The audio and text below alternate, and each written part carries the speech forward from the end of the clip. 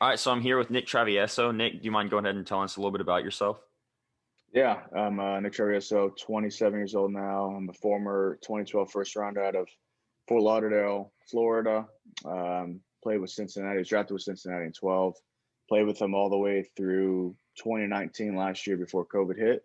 Now I'm a current free agent. Okay, awesome. So, but you said you were a first round pick. Before that, you're, committed to the University of Miami.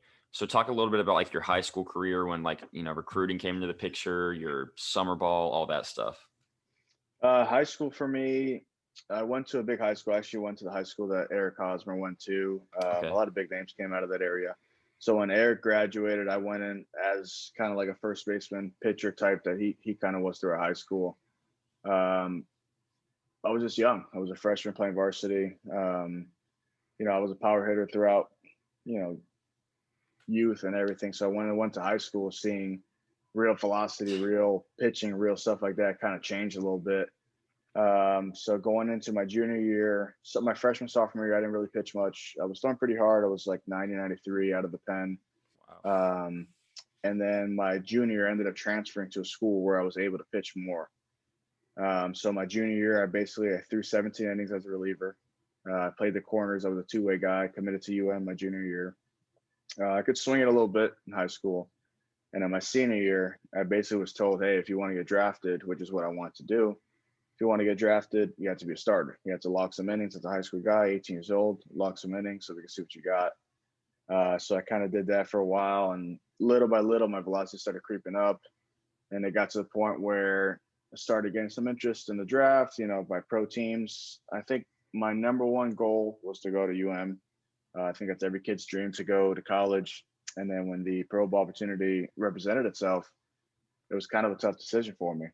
I didn't going into the draft. You have an idea where you're going to get picked. You don't know exactly where you're going to get picked. For me, it was kind of like, hopefully the first round, maybe second round, whatever it may be. But I was just set on going to UM. So when I finally did get selected in the first round, it took me a few days to kind of decide what I wanted to do because I was young. I was 18. I was kind of going through the process, like, am I ready for this? And that was kind of my biggest decision maker. I decided I was ready for it and decided to go and travel to Arizona and actually fly to Cincinnati first, and I ended up going to rookie ball in Arizona. So to go back real quick, you said freshman, sophomore year, you're up to like 93. Yeah. Yeah. So So, I always, yeah, go ahead. so I mean, like, what part of that? Like, so you said you didn't even pitch much, but you're a sophomore throwing 93. Was there just like it was one of those, you hadn't realized like you hadn't really became a pitcher, or just there were other guys throwing that hard too? A little bit of both. We had some guys throwing pretty good, but for me, it was more. I just didn't know what I was doing. I was just kind of Okay. chucking, I was just kind of letting it eat, and wherever it went, it went. It wasn't really a thing for me to learn how to pitch at the time. I was still young. I was still enjoying hitting. That was kind of my thing, and I just really didn't really take on pitching until my junior year. Like I hmm knew I had a good arm, but my main focus was just, how well can I hit? How well can I stay prepared hitting wise so I can be a hitter in college level or whatever the next step was for me. So pitching kind of came into the picture later for me, believe it or not. Okay. So when you committed, was that kind of a two-way, offer, or was it still like, did they see you as a pitcher? What was that with? So when I committed, actually, it was a two-way deal. I signed as a reliever and a corners guy. So I played first and Okay. third because I had some pop, like I said, but the main focus was being a position player and come in late in games to pitch. Okay. And so, I was looking and I saw like your, 2011, just state of Florida class is pretty stacked when it comes to like Yeah. other high school guys in there. Did you get to play with any of those guys, or I guess like summer ball, high school, any of that? Yeah, a lot of guys. I mean, 2011 was what Javi Baez draft, Manny Machado. I've been that year, the year before. I mean, South Florida is stacked. Like Yeah. everywhere, everybody talks about Florida, California, Texas. I mean, for me, it was like even when I traveled outside of Florida, it was like all the competition was in South Florida. hmm So it wasn't. I feel like that kind of prepared me though for the future. It was Okay. more like the better the competition, the better you got to be. You know what I'm saying? So we're playing against older guys, always playing against older dudes, and I think it just really helped me get ready for the next level. So when I got into high school, or should I say, when I got into pro ball, I'm an 18-year-old facing 22, 23, 24-year-olds. It wasn't really that big of a surprise for me when I stepped on the mound and saw older guys, I was facing older guys. So I think that definitely helped me just get ready, kind of get my legs under me and get ready for what was to come. Okay. And so when you said senior year, you started to kind of think the draft might happen. Was there, a lot of agents reaching out to you as well as teams, or how did going to find an agent work out? So my agent actually was my advisor before, so going through high school, you kind of have an advisor. I had spoken to multiple agents at the time. Once the draft became like a possibility. And it was just really one thing for me. It was like, how comfortable can I be with this person? Can I trust this person? Because it's basically like you're kind of going in blind and just trusting somebody with everything, like your career basically. Like, yeah, I perform on the field, but everything that happens off the field, they take care of. So I met my agent, I want to say like sophomore year.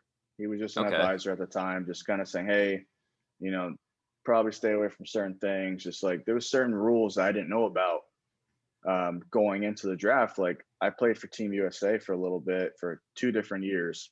And I didn't know that when you're in high school, you weren't allowed to do a signing for the general public. Like if I was to get paid for a signing in high school to the general public, it would go against NCAA rules. Wow. And that's something I never knew about. So I had been reached out to my junior year by a company to do a signing. They were going to pay me and everything to go to a mall and do like at a card show. And obviously I'm 17. I'm like, yeah, of course I want to do this.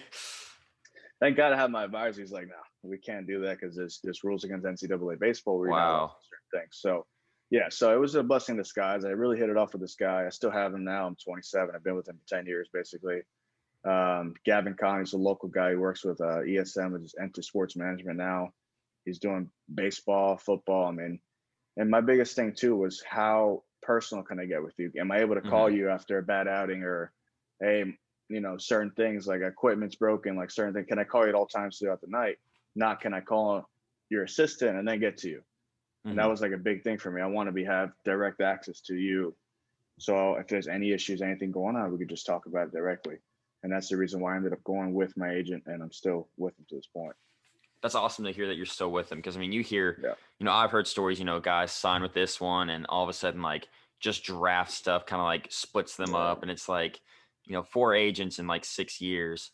What's like, so for those that don't know, what does an agent do, draft wise, and even, once you get sent to rookie ball or, wherever in the system, what does an agent do for you? Well, I think the biggest misconception for young guys is that agents just get you stuff. Oh, my agent got me a glove. They got me this cleats. Like, yeah, they negotiate deals for you, but that's the biggest thing. They negotiate contracts. They negotiate, where you're going to end up, like what amount you sign for, or big league invite, like just different stuff. Like that's the biggest thing. Like it's all, when it comes to working with major league affiliates and major league teams, like there's a lot of detail stuff that you need to know about. And if you were to go without an agent or going by yourself, if you don't have a background in law or anything, like there's different details where they can kind of sneak in behind you and you don't really know what you're signing. So an agent for me is somebody that negotiates my contracts, looks over my contracts, and looks out for the best thing for me, not for the team. He doesn't care. He doesn't work for the team. He doesn't work for anybody else. He cares about what's in my best interest. Okay. So like I said, they take care of all that stuff. Yeah, they're going to take care of equipment stuff. So if anything happens to your glove, your cleats, they call a company for you. You don't have to, it just takes a lot of stress off of you. So you're able to perform on the field and do your job. So when push comes to shove, you do your job, he does his job, and everybody's happy. Awesome. Yeah. I mean, because I had, the last few people on the podcast, I feel like didn't have an agent. So, it's kind of cool to see both stories. I'm like, what is it like with an agent versus without? And the protection and all that. Yeah. So since you got in the first round, nice little signing bonus. Did you have a financial advisor or any that tried to reach out to you? Yeah. So with my agent, he's always worked with a company with a financial advisor that he trusts. And for me, it was, all right, if I trust my agent, if I trust this guy with everything I have, whoever he's working with has to be good. If this guy's a good guy, and if I trust him, I believe in him, then whoever he recommends to me, they have to be on the same page with me. So that was my biggest thing. So it's, like you said, it went from having an agent to a financial advisor. So we're starting to create this like circle, this group of guys that I work with. So yeah, I did go to a financial advisor, spoke with him extensively throughout a week or two, like pretty much every day, just to kind of get a feel for the guy before I said, all right, this is what I want to do. And financial advisor, man, it's your money. I mean, you're literally putting your money into somebody, and I'm not paying him, but he's taking care of my money. He's taking care of my future, my family's future, and stuff like that. So at the end of the day, if you don't trust who you're working with, you're kind of in a bad situation. So yeah, the financial advisor I worked with, I had to basically gain, like, I had to get his full trust for me to be able to kind of go all in. And actually I'm still with him too to this day. So everything's Awesome. kind of worked out there. Yeah. So when you got that signing bonus, was there anything you kind of just like, maybe not the smartest, but I'm just going to enjoy it and, get a few things? Yeah. I think early on, first thing I did, actually, I took care of my parents, just bought them some things because my parents never asked for anything. They kind of did everything for me growing up. Not kind of, they did do everything for me growing up, tournaments and lessons or workout, whatever it may be. My dad spent every single day with me at the field growing up. So I think my biggest thing was help them as much as I could, whatever they needed, whatever they wanted. And they were, of course, like, no, we don't want anything. So I took them to the Apple store and let them hang out for a little bit. But the one thing, it's like, you go from basically having not much. I grew up in South Florida. Family didn't have a lot of money, which I didn't really know when I was younger. My parents has made a lot of sacrifices. So when I was able to get the money, I bought a car. Looking back, I'm like, what really did a car do for me? I sat at home for 8 months throughout the year while I was traveling. That's true. Yeah. Yeah. So, I mean, yeah, there's some stuff you look back, you're like, why? Like, I was young, if I had that money now, like, first just signing right now, there's a lot of things I'd do differently. Probably a lot of different investments I would have gone into earlier, instead of later. But I think it's part of the learning curve, like, you learn, you live and you learn. Some things are going to happen that you look back on and like, that was kind of dumb. Like, I could have been better about it, and you learn from it, so you don't let the same mistakes happen again. So, you're 18, you just signed with the Reds.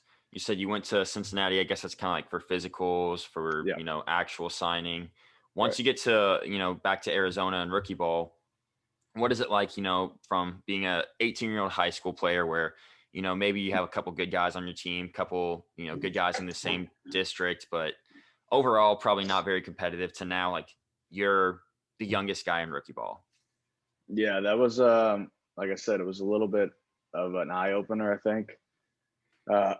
Going into pro ball, well, going back to high school, before pro ball, I went to a school, Archbishop McCarthy, here, and like I said, in South Florida.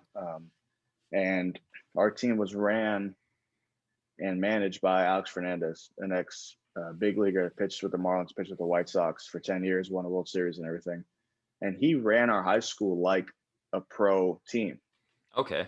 And when you're in high school, you don't realize like how much that helps you, like, in the future for going to college or going to pro ball. Like, when I got into pro ball, we were at the field for 6-7 hours a day, and that was something I was used to being back home. Wow. He ran our team and coached our team like a major league squad. Like, it was crazy to me that when I got into pro ball, it wasn't that big of a transition. It was very, like, a lot of reps, running, a lot of basically being a professional that we learned in high school. How to be a professional, how to take care of your stuff, how to clean your locker, how just different little things that separate yourself from other pros. But on the playing aspect, yeah, it was an eye opener. I mean, I got there, and I'm trying to remember who was there when I first signed. I know there was some guys there that were going to the fall league, like Billy Hamilton and stuff. So okay, I see these guys, like, they're coming up to a system. You hear about them, you see them in the futures game, like when you're in high school, you see them on TV. And then kind of being there with them, you realize, like pro ball's real. Like, this is real. Like, I'm not far away from where I want to be, which is the big leagues. These guys are right there. They're knocking on the door. I might be a few years behind them, but it's not that big of a gap. Like, being with these people on the same field makes you realize, like, we're all human. This guy's human. He might be making $100 million, but at the end of the day, he's a human being. He's a normal person. I think you perceive somebody on TV as being one thing, and you see him in person and meet him, and 99% of the guys in pro ball are cool dudes. They're good dudes.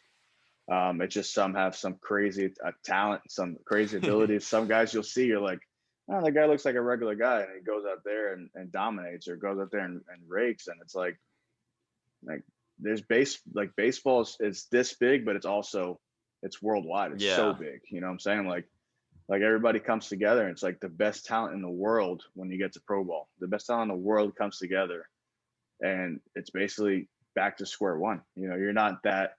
Yeah, I was a first rounder, but I wasn't the dude. You know, I was there throwing 95 to 100, but these guys were used to seeing 95 to 100. Mm-hmm. So it kind of gave me an eye opener, saying, hey, I need to learn to pitch. Like, it's not just how hard can I throw anymore. Like in high school, I was basically just rearing back and letting it go. Obviously, I had a slider and a changeup, but they weren't fine. They weren't fine tuned. They were just good pitches. I get to pro ball, and that good pitch is an okay pitch. You know, you're facing guys with more talent, more experience that have been in pro ball for a few years, and I'm going in there just a rookie coming out of high school, trying to get them out and you know pitch backwards and do different things that I wasn't used to. So my first year kind of took a step back for me a little bit when I got to rookie ball. I want to say I had like a 4.7 ERA, and I got hit around a little bit for sure. It was kind of like the first time in my career that I got hit, and it kind of made me realize, like, all right, this is baseball. Like at the end of the day, it's still baseball. It might be faster. The guys might be better, but you know, I'm still the same pitcher I was. I'm still a confident pitcher, and I'm getting better. So as time went on, I started to realize, like, my biggest outtake was not pitch to their weaknesses, but stay to my strengths. Okay. If my best pitch is a fastball up in the zone as hard as I can, or my best pitch is a slider down and away to a righty, I'm not going to change it because the scouting report says this guy can hit a slider low and away. If that's my pitch, I'm not going to change my stuff. And it took me a little while to realize that. At the end of the day, hitters hit 300 in the Hall of Fame, so they're going to fail 7 out of 10 times. Yeah. You know? So pro ball is the same thing. Like we talk about in high school, we talk about pro ball, we talk about college. It's the same game. You know, like guys still hit the same averages for a reason. And I think when I got to pro ball, I was trying to do a little too much with nitpicking, thinking, you know, these guys are looking this count, different stuff like that. But at the end of the day, it's baseball. And they still got to square it up with a square bat and a circle bat, a round bat, and a round ball. So it took me a little while, but once I figured it out, it started getting a little bit better from there. So it seems like, you know, a lot of it's just kind of like keeping it simple. You know, it's still the same game you played in high school when you were a little kid, like all that, just cool field, real nice field, nice logo on the jersey, but it's still the same game. It is. So it just speeds it up a little bit. That's about it. Yeah. So when you know, talk about like you being like an elite high school prospect, right? So you're, you know, off-season training, I guess, like for you in high school, you know, this summer when you're, you know, in pro ball, it's the winter. Did your training, you know, besides just kind of like the team having a little bit of say, but like, did your training routine and all that change very much, you know, in your first few years of pro ball? Yeah, I think it did because I know it did because in high school, I probably had 11 starts my senior year, maybe 12. We played maybe 35 games. Pro ball, you're talking 140 games. So yeah, we're talking 4.5 times the games in one season. So my first year was kind of get my feet wet. They basically let me do what I did in high school, like training wise. I was a new guy. I said, look, let's see what you do, fine tune it. And it wasn't just let's pick it up and get rid of it. It was more like, all right, you do X, Y, Z. Let's just add some parts to it, working out wise. So going into the off season, you have a better feel of what your body needs to withstand for 140 games. I think that was big for me because, you know, I didn't really lift too much in high school because, like I said, it wasn't really a big season. It wasn't really like a long season. I didn't really feel like I needed to do a whole lot. Obviously, I did legs and core, but not to the extent of what I did in pro ball. And pro ball, like I said, they're not getting you ready for a short season game, ready for your 140 games, 162 games in a regular season. So I went from lifting maybe once a week in high school to probably being in the gym 4 times a week in pro ball to lifting probably 3 times a week. So probably, about lifting 3 times, probably in there 5 times a week, just doing some kind of mobility, some kind of stretching, strengthening, whatever it is for that day. So yeah, definitely it changed because the older we get, the more we got to take care of our bodies. And I realized that pretty early on in my career because there was older guys, established guys in the big leagues in the gym 5-6 times a week. And I didn't understand at the time, but then once you get your full first season under your belt, it's like, now I understand why Joey Votto's in there March 15th lifting 6 times a week because the season's long. Yeah. You know, you look at it, you're like, oh yeah, 27 starts at the start, at 30 starts, maybe not too bad. But then it takes a wear, you know, it wear and tear, man. Your body just starts breaking down over a few months into the season because you're not used to it. You know, it's just we grow up, we're kind of protected. We throw X amount of innings, you know, there's all these regulations, and then you get to pro ball, it's wide open. Like, how long can you go in there and recover in 4 days and go pitch again? Yeah. And I think, you know, so how did your, you know, even like daily routine, as in like, you know, today's game day, or even like tomorrow I'm on the mound, how did that kind of shift, you know, now going from, like you said, you know, 10 starts maybe in high school to now, you know, like I said, 30, or even just, you know, I got to prepare even better today. Yeah. So early on, I think the biggest thing I took, or the biggest thing that every single pitching coach told me, says you have to have a routine. And that routine you have to stick with, whether you pitch amazing, you pitch terrible, you give up 10 runs, it doesn't matter. You have to stick. You have to find a routine that works for you and stick with it. So I think the first probably 6 months of pro ball was just kind of just finding what worked for me. Because in high school, like we go back to that, sometimes you'll pitch every 8 days, sometimes you pitch every 7, but it's never 5. You'll never ever pitch in high school where I was every 5 days. Sometimes we'll pitch 12 days in between. You just don't know how the schedule works out. So it's how can I get my body in the best shape to recover after throwing 100 pitches, after throwing 7 innings, to get ready to do it again in 5 days and do that 25, 30 times throughout the season. So I felt like once I found that routine, probably I'd say the following season. So I signed in 12, probably 13. I found the routine that worked for me. And I've had probably very, very little tweaks from that to today. Wow. Yeah, not much changes. I think now, like it's going back to the older you get, the more you got to take care of your body. I definitely spend more time in the gym. Maybe not lifting heavy, maybe not doing that, but doing a lot more stretching, mobility work with my hips, my legs, whatever it may be. But not much has changed, man. My throwing's pretty much the same. I probably do more throwing now than I did before, just because I know that for me, the more I throw, the better I feel. Back in the day, it was more like, how much can I preserve my body so my arm's not killing me throughout the next 2-3 weeks, you know? And I got to the point where I understand my body, like the more that it hurt or not hurts, the more that I feel like I need it, the more I need to throw. It's like I might be a little sore, but I need to throw through that, not take a step back and let my body recover. It's let me break through that so I can grow my muscles, stretch them out so they can recover. So yeah, like not much has changed since then, man, honestly. So then what is kind of your, you know, daily routine besides, you know, lifting and throwing? Like, you know, what's like some of your like game day routines, or like even superstitions that you do that hasn't changed?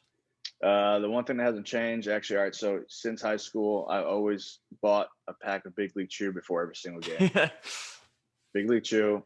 I literally I grab a pinch of the chew or the gum and throw it in for catch play. So I don't touch the gum until I pick up a baseball. So the whole day, once I start playing catch, I throw my gum in. The second I finish with playing catch, I throw that gum out, grab another one for the bullpen.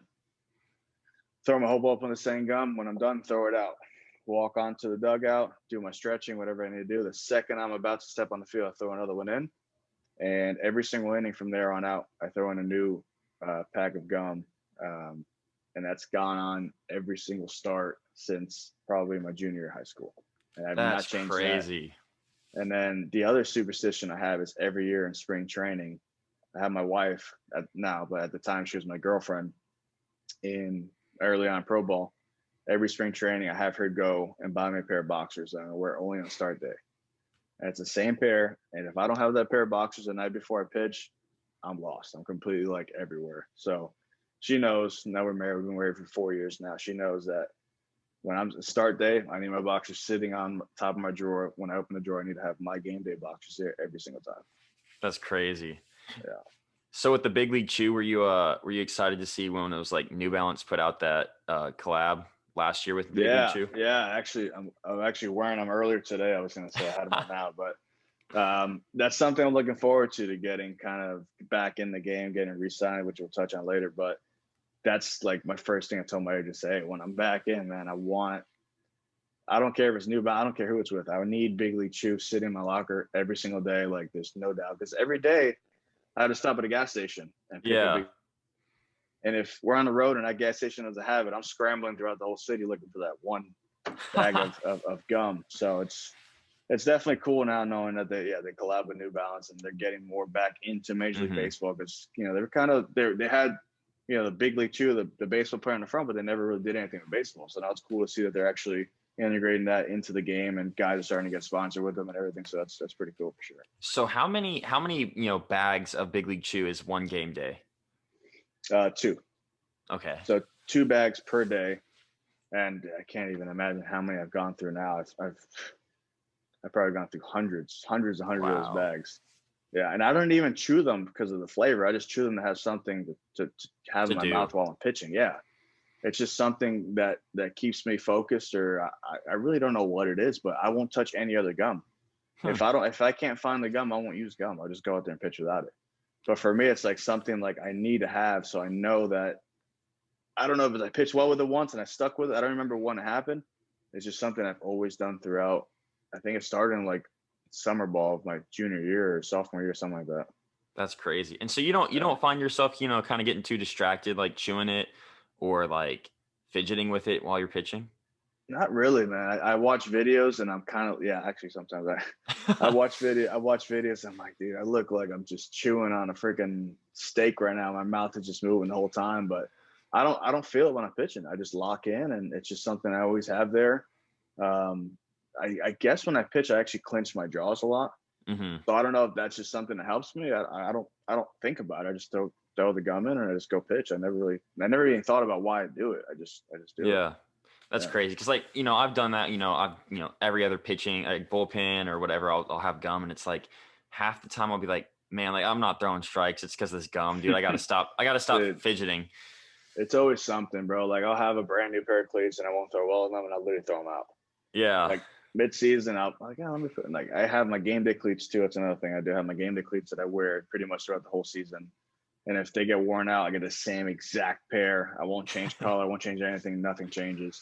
And when I do change for that one thing was like 4th of July, and I get some American flag cleats or something, and I wear them and I won't throw well. I'm like, yeah, it's the cleats. Like it's always the cleats. It's something Exactly. I changed in my routine, because my routine doesn't change. The cleats change. So that has to be what it was. But yeah, I'm actually, I wouldn't say superstitious. I'm just very routinistic. Like I like my stuff set up the way I like it, and that's just the way I've always pitched. That's crazy. So, kind of back to your career so far, was it 16 you had your injury? Yeah. So 2016, I was in AA. I think it was right after the All-Star break. I want to say probably like a couple weeks after. We were in Jacksonville. I was pitching against the Marlins, and it was a run on first and second, no outs. It was a one ground ball hit to first. So it was a 1-6-3 double play. Or 3-6-1 double play. I was covering the bag. It was kind of a bad throw. I picked the ball, went to check the runner on third, and when I went to turn, the runner kind of hit me like in the back. It wasn't even that crazy of a collision. It's just the runners hit me in the right spot as I was like hyperextending my shoulder or my elbow, and it just kind of clicked in the back of my shoulder. I didn't think anything of it. I just kind of got up, went back to the mound. It felt a little weird. Trainer came out. I'm like, no, I'm good. I went to make a throw, and I was like, man, it was just a sharp pain in my shoulder. And I was like, maybe it's something minor. Let me throw another one. The next one I threw, I looked back at the radar gun, it was like 63. And I'm like, okay, like there's definitely something wrong here. I didn't think it reached the plate. Took me out, got an MRI that night at like 11 o'clock at some random hospital in Jacksonville. And the imagery wasn't very clear. So when we got the results back, we didn't see any tear or anything. So initially it was considered an AC joint sprain in my shoulder, which took about a couple of weeks of rehab to repair, or to kind of, take the swelling down. So I did rehab, came back 2 weeks later, feeling okay. Wasn't feeling 100%. But I was in AA, man. I want to pitch. I was like, man, AA is such a close step to the big leagues. Some guys go straight from AA to the big leagues. And, me being me, I said, I just want to go out to compete. I don't care. I'm going to find a way to get it done. So the weird thing for me was, after the surgery, I came back and I was throwing about 88 to 90. But I said, I took 2 weeks off. Maybe it's just building back up little by little. I was in pain at the time, but I kept, like I said, I just wanted to keep pitching. So I kept going through it. And believe it or not, the last 2 months of the season were my best 2 months with the injury that I had. I got my velo back. My innings, I was averaging probably like 5 innings the first half. The second half, I averaged probably 6.5, maybe 7 innings. My velo started jumping back up. My innings went up. My strikeouts went up. Walks went down. So you know what? If I'm throwing so well and I can deal with a little pain, I'll deal with it. Fast forward to the next 16 off season, going to 17. I was playing long toss with one of my buddies, and I got past like the 120 threshold, and my arm just was not feeling good. I started taking some video to see where I was at. I was like, something doesn't look right, something doesn't feel right. Let me take some video. It got to the point where I was throwing sidearm because I couldn't get my arm up anymore. Flew me to Cincinnati, did a bunch of rehab stuff, took an MRI, showed some kind of tear, but it wasn't anything extensive. Basically went back to Arizona. It was my 40-man year, so I was kind of fighting for a spot. I thought I was fighting for a spot at least. So I said, you know what, I'm just going to suck it up, wear it, going to go out there and pitch. Got multiple injections in my shoulder, had different stuff done, did PT for like 6 weeks. And it got to the point where I was like, I just can't do this anymore. You know, I just kept throwing, and I want to be on the field, but I think that there's nothing I could do. So long story short, I went to Dr. Andrews in Pensacola, and he basically told me that I had some really bad damage in my shoulder. The labrum was basically fully torn. It was about 90% tear. Needed to be taken care of. So yeah, I got taken care of in June. I want to say June 13th.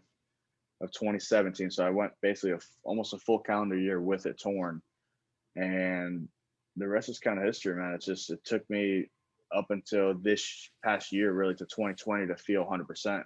So it took me really basically three full years to feel back to normal.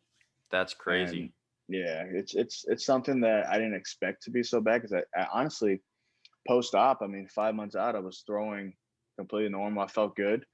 But playing catch is one thing, and then competing at the highest level is another thing. So it just took me a long time to kind of get back to that. And like I said, 3.5 years now, finally feeling 100%, probably better than I was before. Yeah. That's awesome. And so you were saying, because I mean, I remember you rehabbing a little bit. Was it Billings or? Yeah. So that was at the end of 2019, getting back into it. And then, COVID kind of put a pause to the finishing part of the rehab. Yeah, so in July of 2019, I did go to Billings, Montana for a rehab assignment. It wasn't the best situation for me. I went from in Arizona where I was starting to finally feel good. Velo was starting to come back. So when I got sent out to Billings, it was the only place to do rehab assignment at the time. It was like 50 degrees. So I went from 110 degree weather, feeling good, like, getting a good sweat going, to basically being thrown into the bullpen in 50-degree weather, and my arm just wasn't recovering correctly. Like, it wasn't the ideal situation for me where I was at my rehab assignment. Mm-hmm. But at the same time, like, I get it. It's a business. Baseball's a business. No matter, it's a game, but it's a business as well. So I had to prove myself, and I felt like I was ready. I said, I agree with it. Let's go. Let's get out of here. I was happy. I was super excited. Just my arm was not ready for the load that I had to take on. And that's when Cincinnati and we kind of parted ways. They released me. I kind of was trying to get ready quick and kind of throw for other teams because I was a free agent, but it ended up not working like that. So I took all the rest of 19 off. In 2020, I was basically ready to go. I felt, all right, like, this is my year. We're going to get ready. I was building up to throw for teams in the middle of March, or actually in the middle of February. I was getting ready to throw for teams. And then March hit, or early March hit, I think it was, when COVID kind of came a thing. Yeah. And once COVID hit, I planned to throw for teams like the week after we got shut down for COVID. Oh, geez.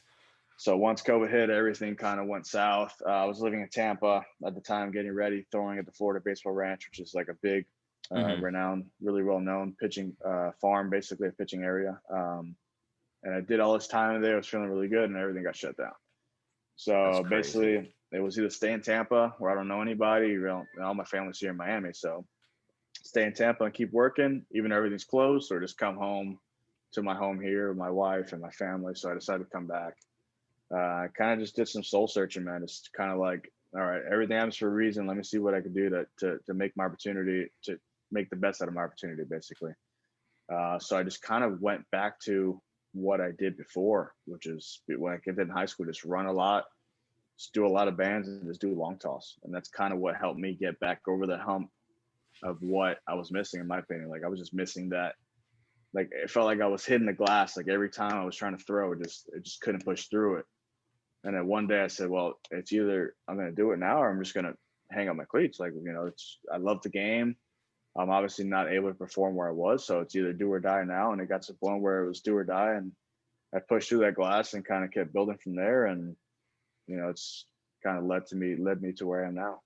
I think you kind of sum it up good. Is like, even with this, like the COVID shutdown where, tons of minor leaguers got cut, guys were supposed to kind of like you get back into it, probably get signed, and Right. like through no fault of your own, like that just couldn't happen. And I think you put it good as like, you can choose like, okay, like I just got cut or I just didn't get my chance to pitch in front of scouts. Like, am I done or, am I going to keep going? And like you and perfect other people, like just use that, what was it, like 8 months from the season to completely like, revamp yourself, work on what you need to.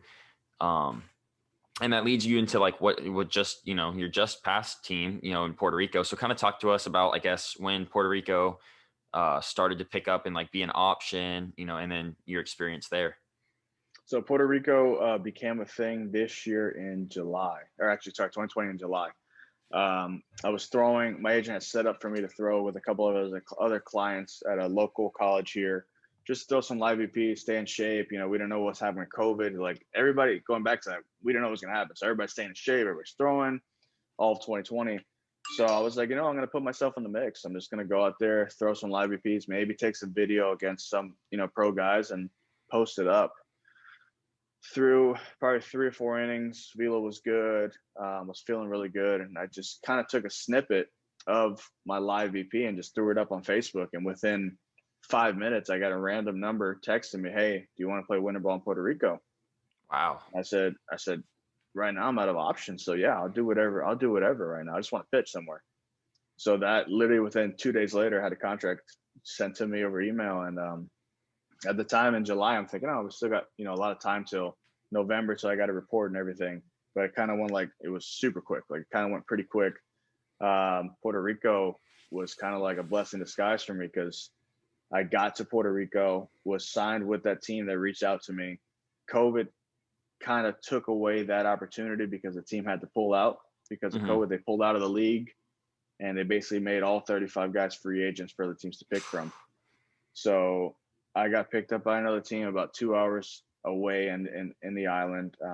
Basically was told, hey, we like you, but we have 18 other guys in the bullpen right now. So you're going to have to kind of win your spot. We'll get you innings wherever you can. I said, not a problem. We're just here to pitch. Whenever you need me, let me know. It went from, hey, we don't know when you're going to pitch to, hey, you were a starter with the other team. Let's throw you as a long relief guy. So I had that role for about 4 days, didn't pitch. Day 5, I said, hey, do you want to start or can you start? So not a problem. So I went from sitting in the bullpen for 4 days to starting. I ended up going six innings shutty. And then from there, it was literally 3 days later, hey, we need you back in the bullpen. So I basically went from bullpen, long relief guy to setup man to situational guy, back to starter, back to the bullpen. It was wow.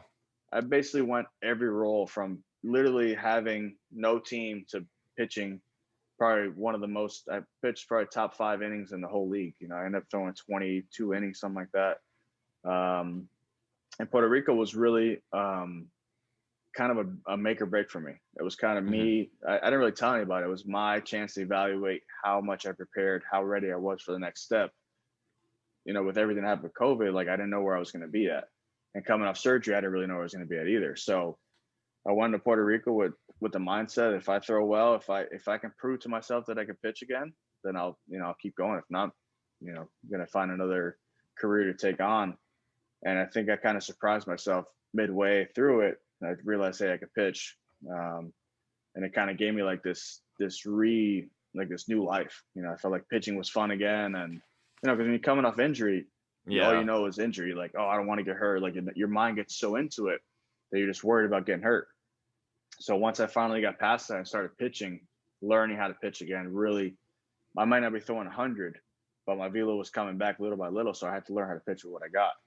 So that kind of made me realize that I could still do this. It was kind of like an eye opener for me again. And that's kind of where I'm at now. I'm still, working out for teams because of what I did in Puerto Rico.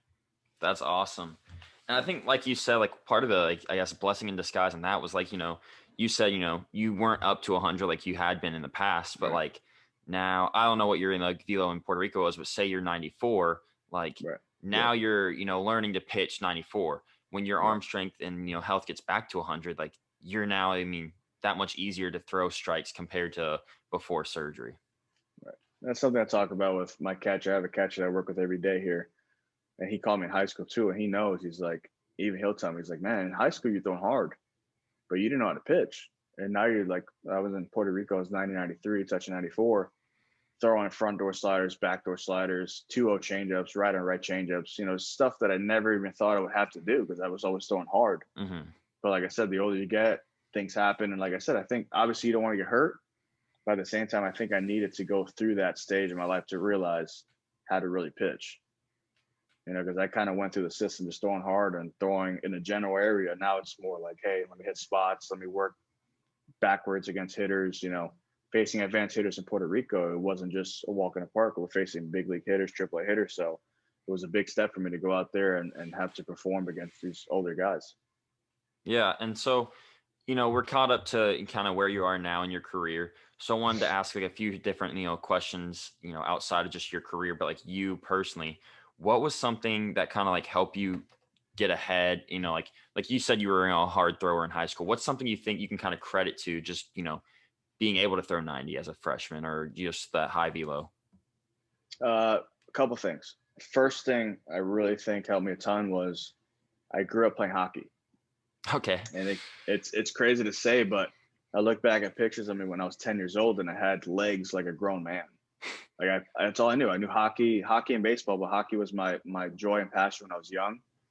I love skating. I love, passing the puck around. I love watching the game, people fighting. Like I love the aggression in it.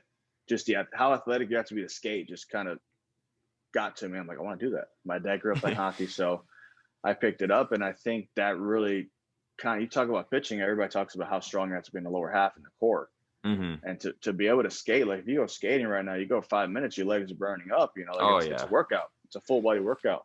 So I credit a lot to that playing hockey when I was younger. And also I credit a lot to my dad who protected me when I was younger, because I always threw hard. Like I said, going back to 10 and under, 12 and under, I was the hardest thrower, but my dad didn't let people use me. So once I got to high school, my arm was so fresh. I had no innings under my belt.